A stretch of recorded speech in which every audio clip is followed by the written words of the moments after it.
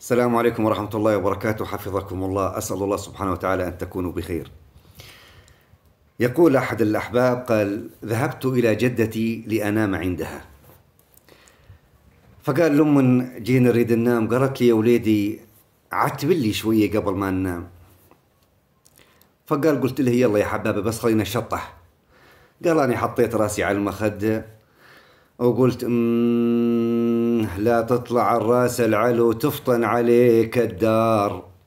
قال: أني استعماه هالكلمتين، لا تطلع الراس العلو تفطن عليك الدار. أسمع، أنا قلت العاجوز ألحز دموعها عبت البلاد، بس أسمع يقولون قال دموعي غسلن العيون، خنا غسل لها عيونها. قال: واشتغلت معاي وبلشت وساعة وما سكتت وهي على نفس النبرة. بعدين قلت: حاج يا الله العجوز تروح تموت.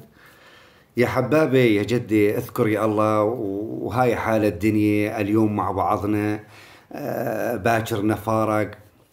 قال: ما يا حبابي يا جدي اذكر يا الله. قال: لما قمت عليه وانها نايمه وان هذا شخيرها. وان العجوز لما تقوم تشخر مثل النعايل لما تقوم تنعي. قال: المهم زعلت على حالي انه صار لي ساعه اني جردت حلقي واني دعت بلش وانتي نايمه. قال: الصبحيات.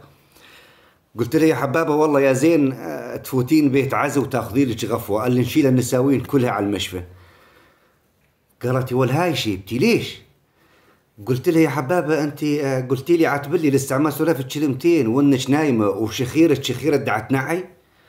اسمع جدي من غاد يزمر. قلت له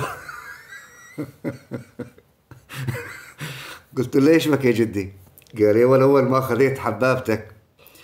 قال: المهم حطينا راسنا ونمنا وشغلت الموسيقى اللي مثل واحد دا يبكي فاق دمه وابوه.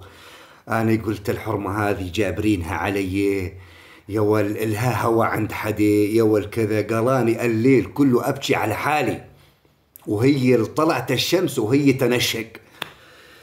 قال: لما تطلع الشمس صلاة النبي عليها وضعها معاي 100%، احنا نجي ونحط راسنا وننام تندار غاد وتشتغل وتقوم تنعي كل الليل تنشق على هالشكل. قالوا: اني اهلهن ما يلزقن على خدي. قال: المهم يا ول ما عرفت انه هذا شخيرها على هالشكل الا اني صفيت مية راسي. اسال الله سبحانه وتعالى ان تكونوا بخير.